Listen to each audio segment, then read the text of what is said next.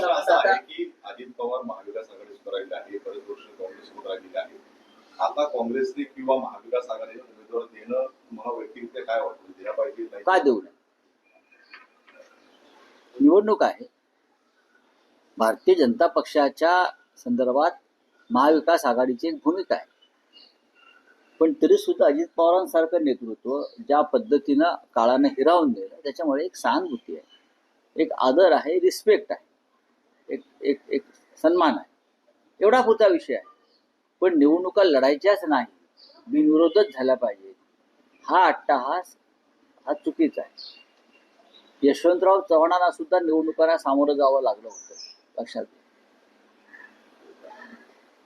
त्याच्यामुळे निवडणुका तुम्ही इतर सगळ्या निवडणुका लढता ना, भाजपवाले त्यासाठी मतं फोडता, आमदार फोडता, खासदार फोडता.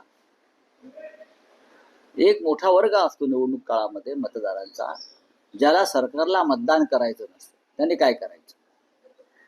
जे सरकार विरुद्ध आहे, शेतकरी, कष्टकरी, जो चिडलेला आहे, संतप्त आहे, त्यांच्यावरती बिनविरोध निवडणुका, त्यांच्यावरती अन्याय आहे. त्यांना त्यांचं मत व्यक्त करण्यापासून रोखणं आहे.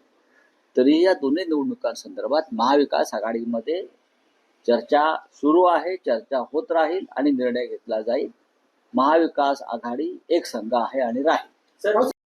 शिकूया AI ची क्रांती. चला करूया MSCIT. आजच नजीकच्या MSCIT केंद्रात आपला प्रवेश निश्चित करा.